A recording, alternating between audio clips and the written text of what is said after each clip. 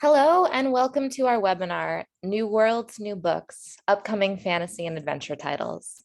I'm Maggie Reagan, Senior Editor, Books for Youth at Booklist and Booklinks. Before we begin, I'd like to go over a few technical details with you all. Links to today's slide presentation and title list were included in the reminder email you received from Zoom 1 hour ago.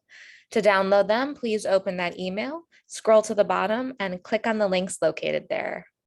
You can also download the slides and title list by copying the URLs currently on this screen into your web browser.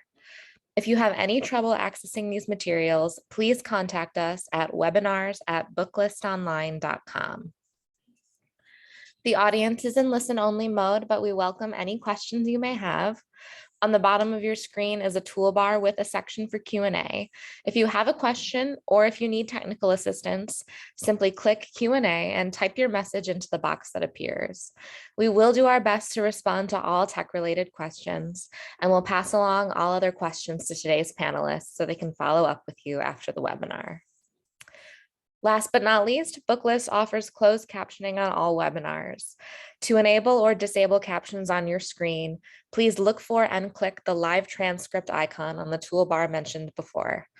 From there, you can select show or hide subtitles from the menu that appears.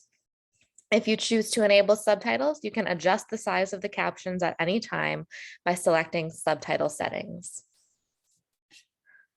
Today, we have the pleasure of hearing from Margi Preus, author of WINDSWEPT from Amulet Books, an imprint of ABRAMS, Anthony Parisi, Senior Associate Director of Marketing at Tor, Joshua Glenn, the Radium Age Series Editor at the MIT Press.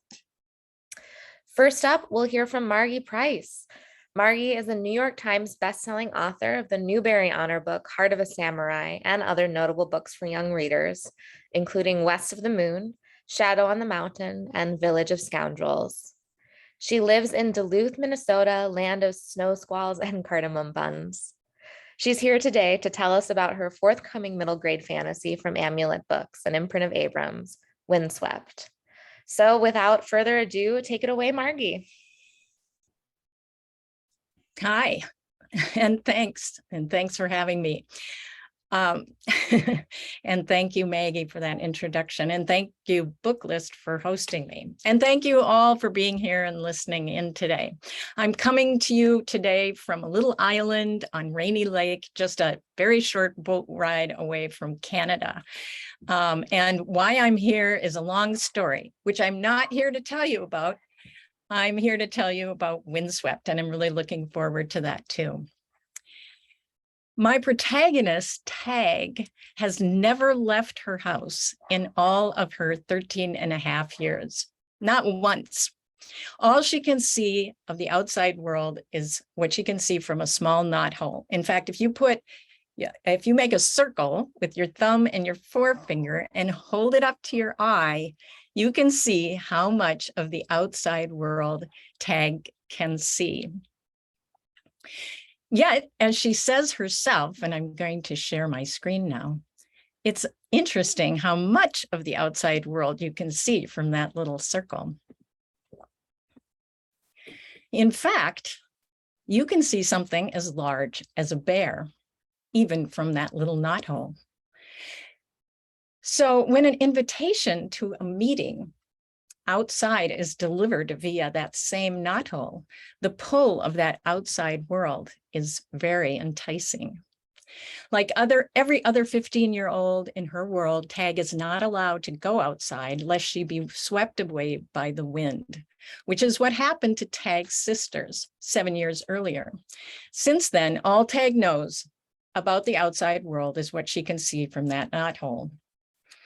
Tag knows when she gets that invitation that she must somehow escape her house.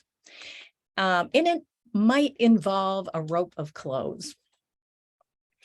WINDSWEPT is a story primarily belonging to Tag, short for Tag Along, so named by her sisters because she was one. It's a story that takes place sometime in the misty future, long past race and edging past gender. And I want to point out the illustrations by Armando Veve, who you've seen a couple of them, and you're going to see a few more coming up. So once outside, Tag meets up with other youngers who wrangled their way out of their houses, and all of them determined to find a way to rescue their own windswept siblings. Unfortunately, none of them have the slightest idea how to go about that. None of them are particularly talented, and no one has brought along anything useful, unless you count Tag's rucksack full of dress-up clothes, a possibly magic ribbon, and a forbidden book of fairy tales. Why are fairy tales forbidden? As it turns out, in Tag's world, almost all books are forbidden. Among many other reasons, since most were written in the other times, to read them now only makes people feel sad about what has been lost and bad about themselves. And nobody needs that. As a consequence, people in Tag's world know very little about their past. Having always been just the tag-along, Tag finds herself improbably the leader of this talentless crew, and they set off without even a map, such as readers as a map like the readers of this book will have. And off they go into a world where there will be bewitchments, borders to cross, disguises to concoct, and impossible tasks to accomplish. Also, ravenously hungry, children-hating trolls.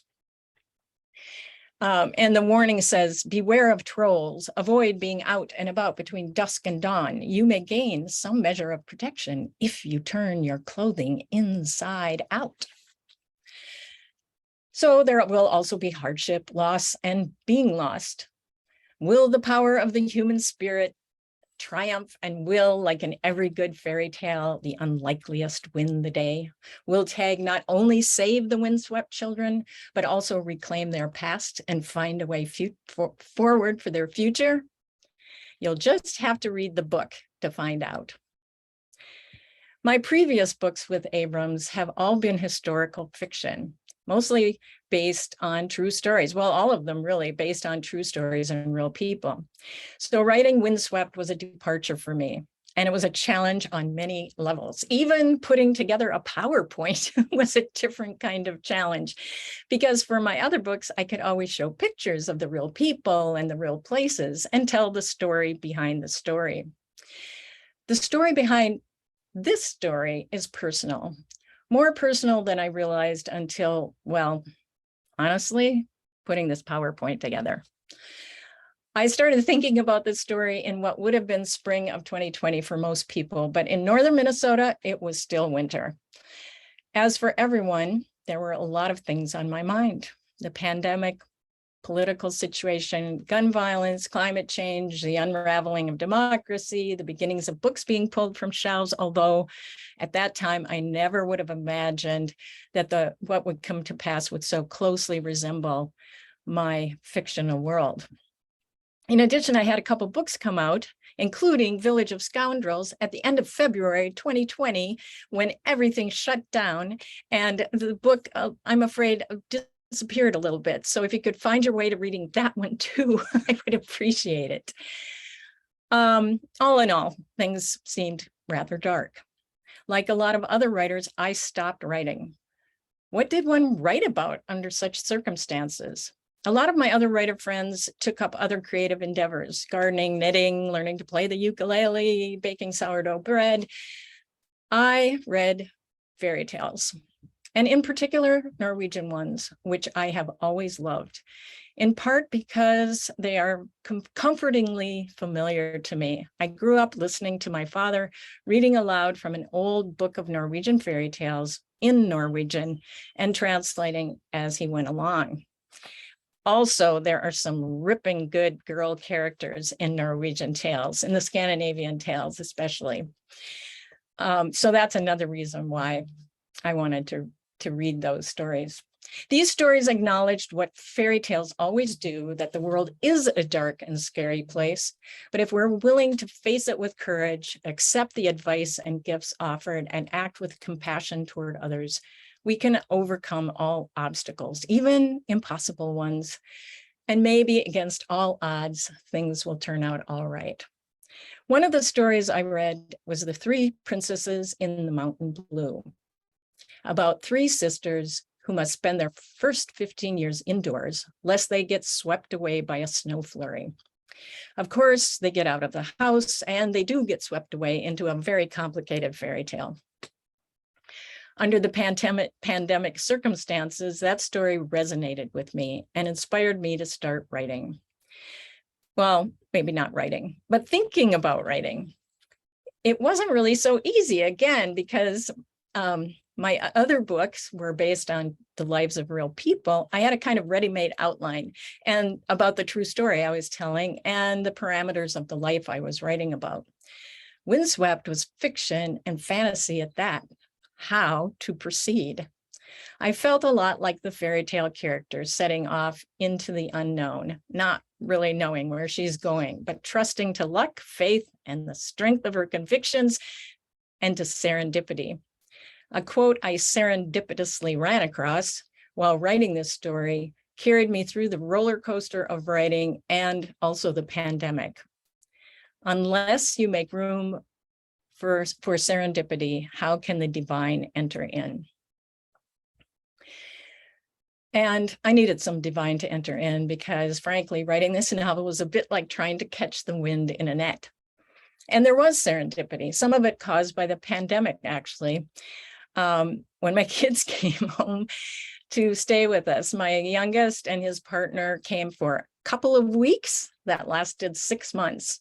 And we spent a lot of time together skiing. Yes, still winter in Minnesota in March and April.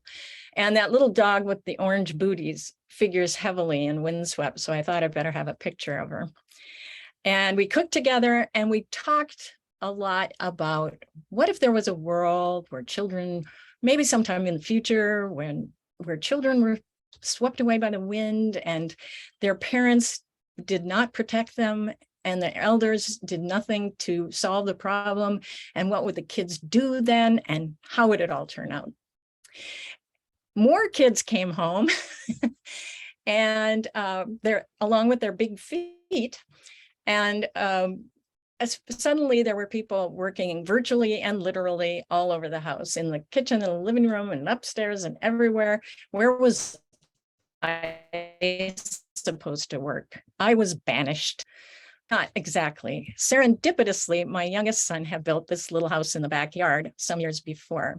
And so this is where I began to try to catch that wind in a net.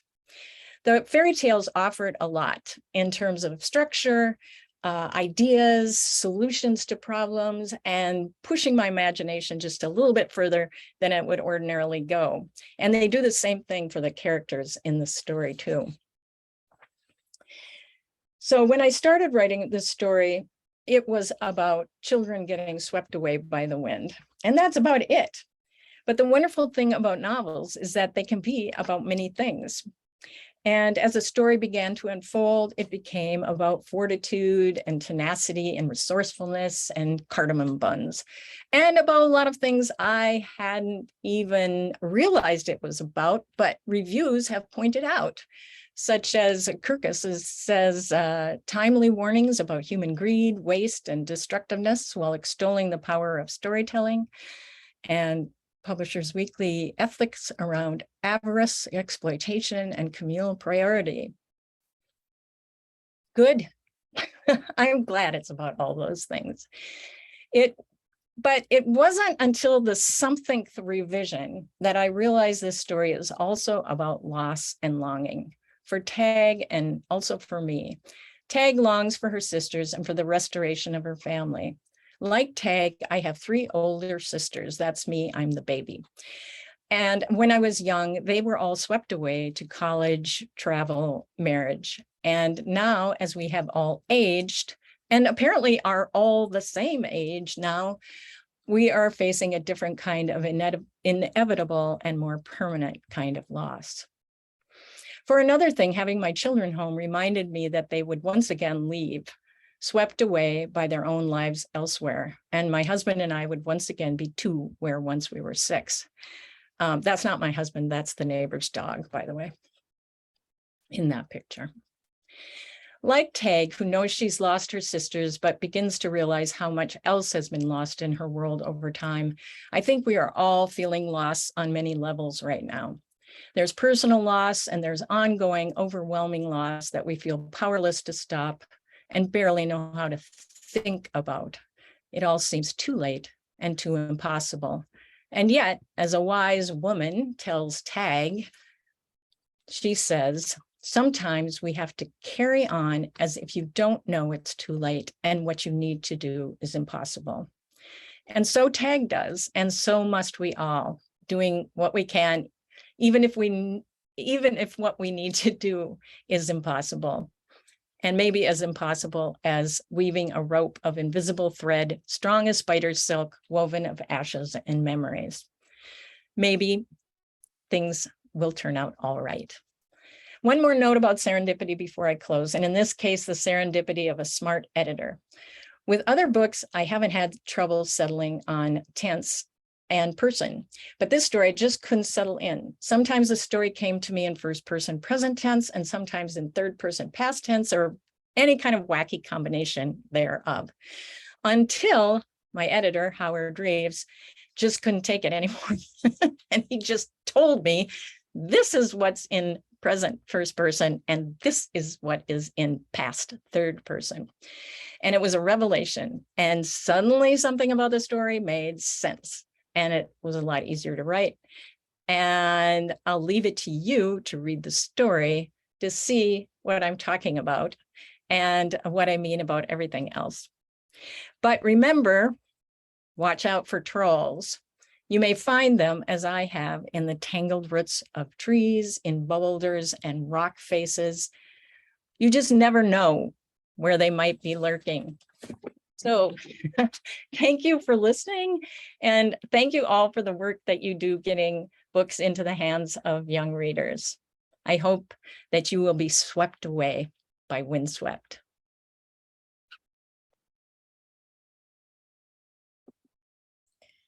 Thank you so much, Margie. That was a really fun peek into the process and also just a really lovely presentation. So I really enjoyed that. Next up, we'll hear from Anthony Parisi. Anthony is the Senior Associate Director of Marketing at Tor, and who's overseeing the marketing efforts for Forge, Tor Teen, and Starscape imprints. He also coordinates library initiatives for all of Tor's titles. As an avid reader of both YA and adult fiction, Anthony is always excited to share book recommendations with educators and librarians. Anthony, thank you so much for being here. Thank you, and hi everyone. I'm so excited to be here and share all about some of our new and upcoming fantasy titles from Tor. If there's anything you're interested in while I'm presenting, please note we have e-galleys available for almost every title here on NetGalley and Edelweiss, so feel free to go ahead and request away. And on that note, I'm going to dive right into our list. Next slide. And first up, from our YA imprint, Tor Teen, we have The Luminaries, the start of a new series from New York Times bestselling author Susan Dennard, She, Her. You may be most familiar with Susan Dennard with her bestselling epic fantasy Witchland series that began with Truth Witch. Her beautiful prose, intricate magic system, and expansive world building set her apart as an innovative and brilliant writer. And now with The Luminaries, she's blown us away with the setting, pace, and quite frankly, the universal appeal that this series will have with both YA and adult readers alike. This high-octane contemporary fantasy is like a mashup of The Witcher meets Riverdale. The Luminaries will propel you headlong into a compulsive, addictive read about Winnie Wednesday, a teen outcast with a singular goal: to kill monsters and restore her family's good name. Set in the small town of Hemlock Falls, a legendary group of hunters, the Luminaries, protects the rest of the world from nightmares and monsters of all kinds. And let's not forget Jay Friday, Winnie's ex-best friend and the town's most promising new hunter, a boy who may know more about the nightmares the town fights than he should. If you love popular YA bestsellers like Wayward Son and City of Bones, and TV series like Stranger Things and Buffy the Vampire Slayer, buckle up for a wild ride into this new enveloping world. With a heroine brave enough to risk everything for her family, with brooding bad boys on motorcycles, and with monsters ancient and terrifying that roam the town, it has everything you could wish for in a blockbuster new series. It's also worth mentioning that major New York Times bestselling YA authors Marissa Meyer, Marie Lu, and Alexandra Bracken have all provided praise quotes raving about the book. And Lee Bardugo says that readers will want to get lost in the world of the Luminaries again and again. The Luminaries will be on sale November 1st. Next. And now here's some titles from our Tor Books imprint. Next. The Genesis of Misery by Neon Yang, They, Them. Neon is an award-winning author most well known for their novellas. Their short fiction collection, The Black Tides of Heaven, was named one of Time Magazine's top 100 fantasy books of all time in 2020. So the science fiction and fantasy community has been clamoring for a full-length novel from Neon, and The Genesis of Misery is their breakout work.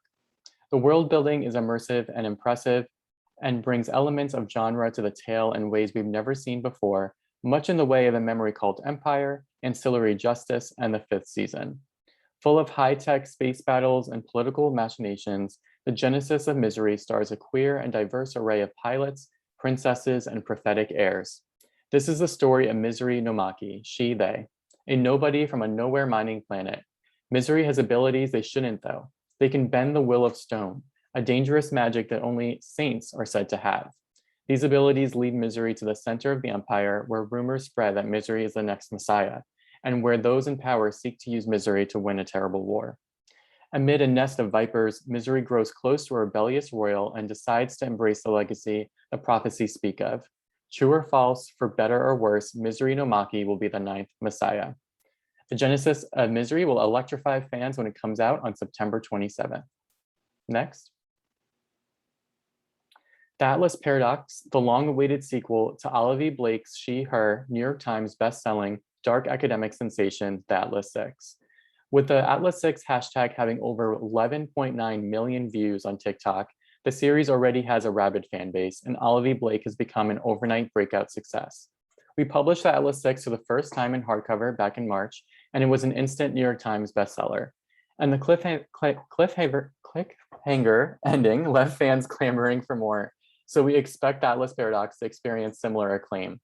Holly Black says of the series, The Atlas 6 introduced 6 of the most devious, talented, and flawed characters to ever find themselves in a magical library, and then sets them against one another in a series of stunning betrayals and reversals. As much a delicious contest of wit, will, and passion as it is of magic, half mystery, half puzzle, and wholly a delight. Without giving too much away for those who haven't read the first book yet, I will tell you this. Book 2 is guaranteed to have even more yearning, backstabbing, betrayal, and chaos.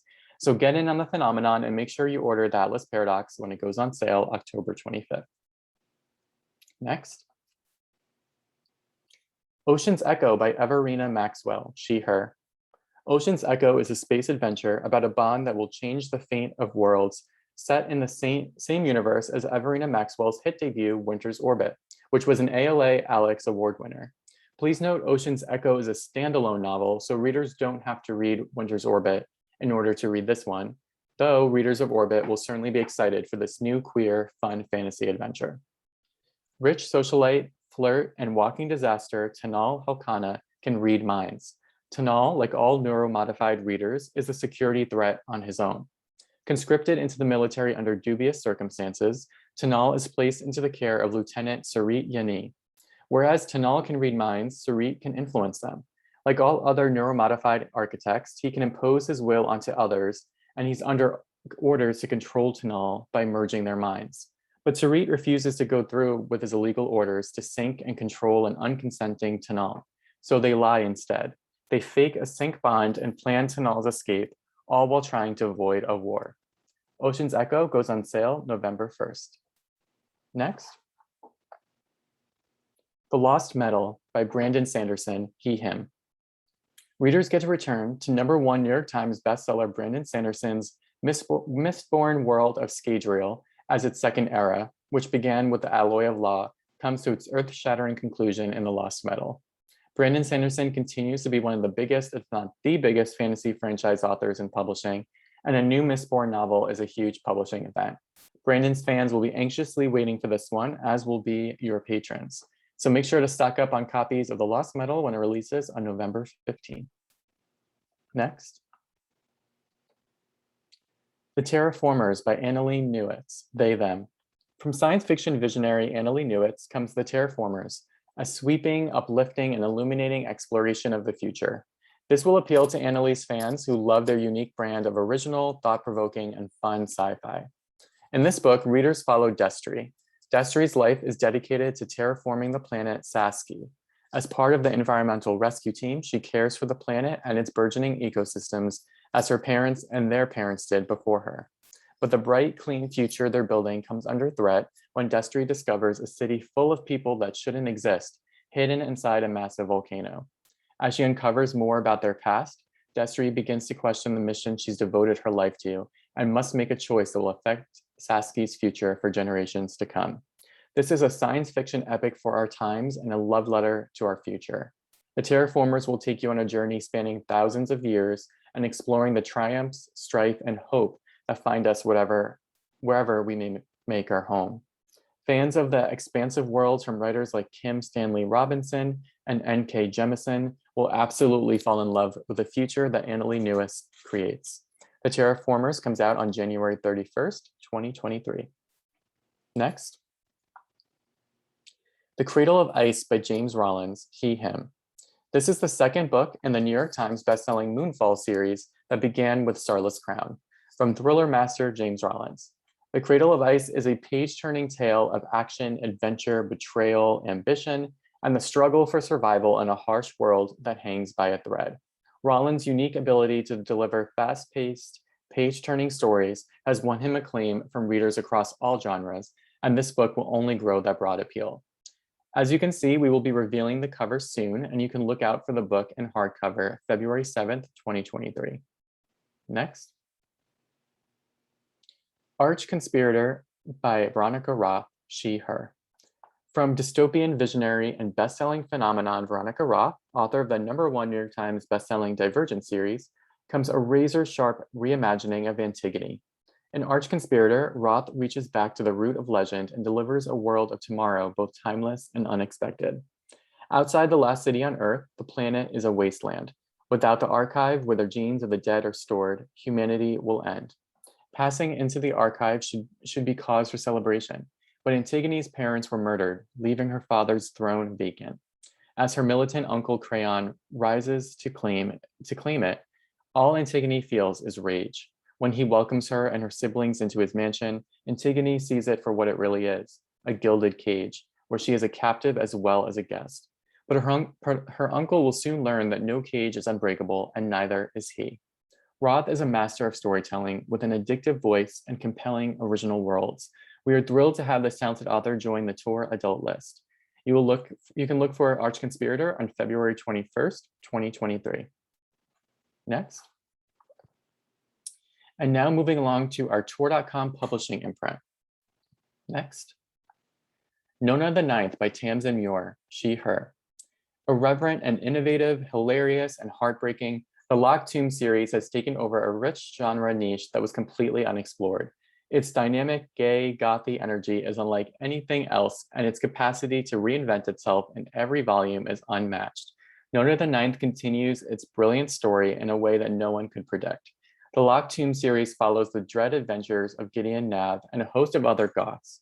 These epic science fantasy novels mix funny tone with dark subject matter and contain swashbuckling action, waves of bones, and lesbian necromancers in space. The series has earned enormous critical praise and rabid reader engagement, with the USA Today bestselling first novel, Gideon the Ninth, receiving an amazing 5-star reviews. Anticipation for the third book in the series has never been higher. Nona the Ninth will be publishing soon on September 13th. Next. LEECH by Hiran Enes, They, Them. A surreal and horrifying debut, Hiran Enes's LEECH defies our understanding of identity, heredity, and bodily autonomy. A sinister institute of medicine whose hive of doctors move in predatory unison. A frozen chateau where generational trauma festers and coils. A mysterious parasite growing in the warm, dark crevices below the ground and within the human body. LEECH is a pioneering work of post-apocalyptic body horror, a chilling story of shifting perspective and slowly unfolding disaster.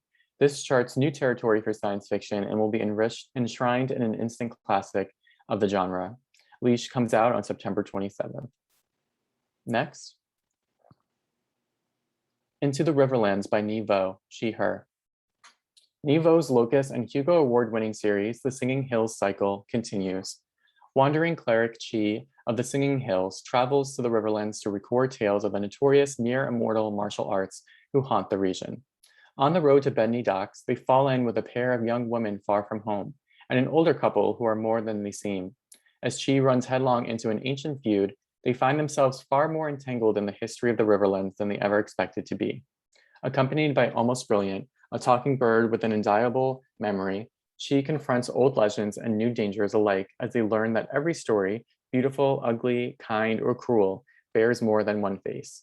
Into the Riverlands deepens the richly built secondary world introduced in the novella The Empress of Salt and Fortune, with authors like Fonda Lee, R.F. Kuang, and Zhen Chao carving out a space for Asian-inspired fantasy written from within the community.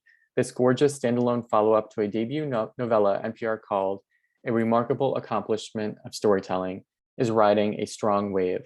Into the Riverlands comes out on October 25th. Next. And finally, we have The Crane Husband by Kelly Barnhill, she, her. Award-winning author Kelly Barnhill brings her signature talents to The Crane Husband, a raw, powerful story of love, sacrifice, and family. A 15-year-old teenager is the backbone of her small Midwestern family, budgeting the household finances and raising her younger brother, while her mother, a talented artist, weaves beautiful tapestries. For 6 years, it's just been the three of them. Her mother has brought home guests at times, but none have ever stayed.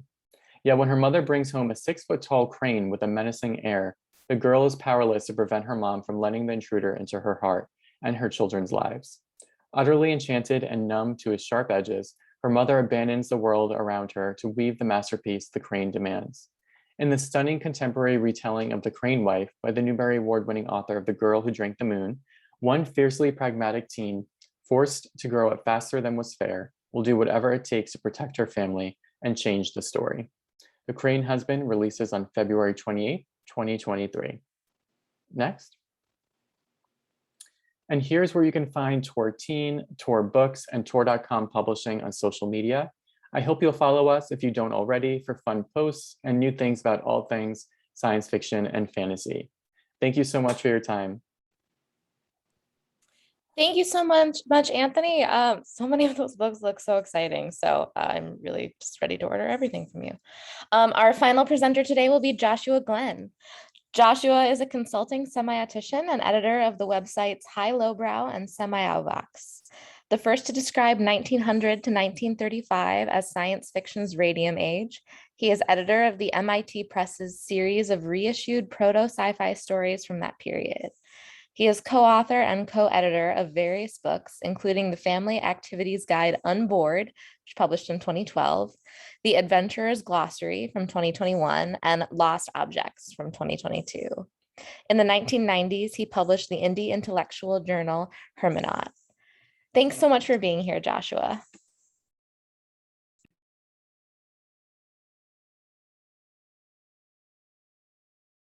And Joshua, I think you're still on mute. Thank you. I just want to show everybody that I have a real face as well, and I'm going to go off camera again. Thank you for having me. Thank you to 211 librarians for showing up, and very grateful to Margie and Anthony for their presentations. I was furiously ordering books the whole time that they were talking. Okay, so I'm editor of a brand new series of reissued proto-science fiction novels and stories brought to you by the MIT Press here in Boston, where I am. The series title is My Own Coinage. It refers to the 1900 to 1935 era of science fiction that came after the Wells and Verne era of scientific romances, but before science fiction's so-called golden age, when, as we know, Asimov and Heinlein and Bradbury and others helped the genre finally break through to the mainstream. I was inspired to name this 1900 to 1935 period the Radium Age in honor of Marie Curie, the scientist who discovered radium near the beginning of this period and who died near its end. Why proto-science fiction? Because the phrase science fiction wasn't coined until the mid-1920s, and the boundaries and conventions of the genre didn't really solidify until the mid-1930s through the 40s and 50s, through the golden age. I'm interested in the proto-science fiction narratives of the first 3.5 decades of the 20th century, precisely for that reason, because the genre as we know it today was at that point still under construction. The borders of science fiction at that time were porous, whereas in the 40s and 50s, it started to be vigilantly patrolled, which is what helped the genre break through to the mainstream, that patrolling, but it also came at a lot of costs. The robots, dystopian states, eco-catastrophes, telepathy, space opera, supermen, and other tropes that we encountered for the first time during the radium age of the genre snuck into science fiction from occult novels, westerns, romances, symbolist poetry, anti-capitalist agitprop, and other outre forms of genre literature that science fiction editors and writers during the golden age would disavow. Here's a fun fact, for example. More women wrote for science fiction magazines during the radium age than they would later during the golden age. So there's a sexist aspect to the patrolling that would firm up the borders of science fiction. The Radium Age series is a rescue mission of sorts.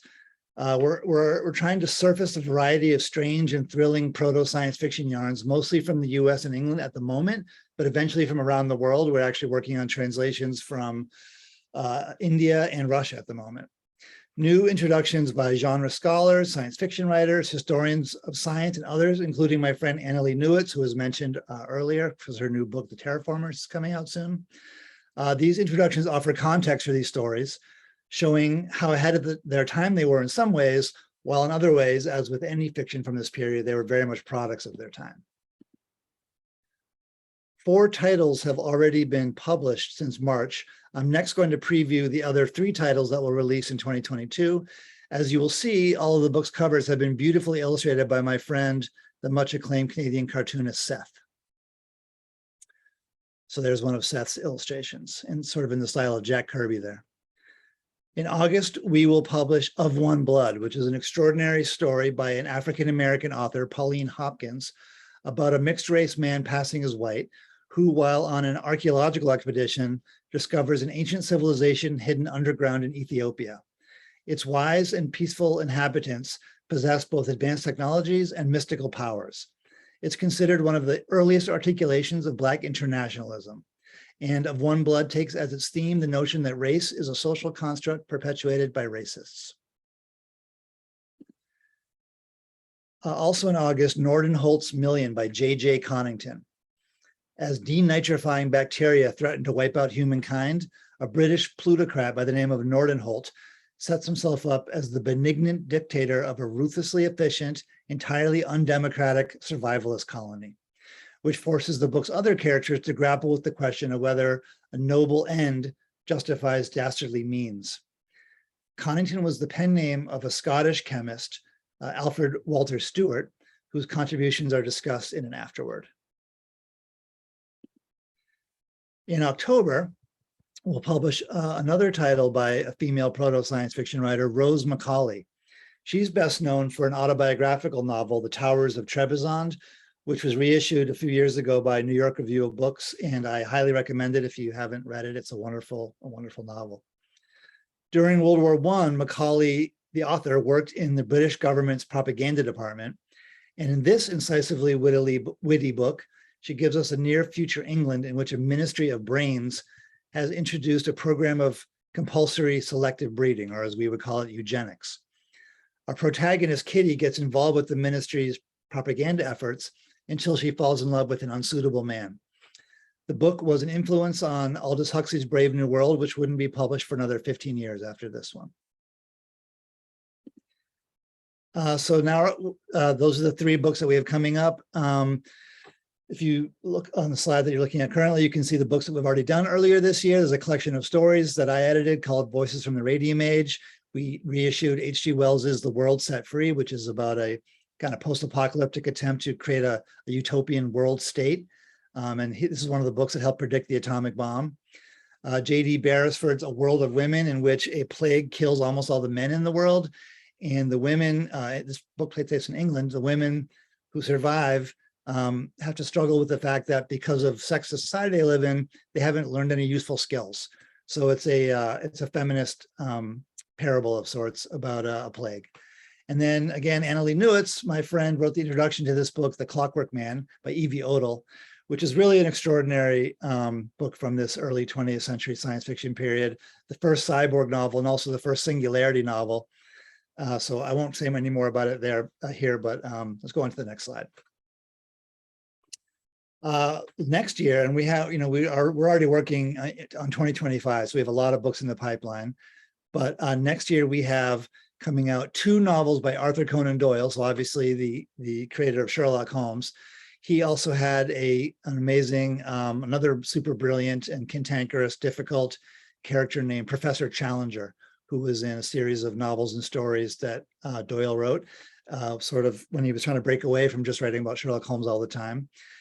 And the first one called The Lost World, which is one of the first books to help really break through the idea of that dinosaurs might still be alive somewhere on the planet. And of course, that's become a very popular meme and theme and trope in science fiction and beyond since then. This is really the book that sort of got that started. And then there's a sequel to that book, The Poison Belt.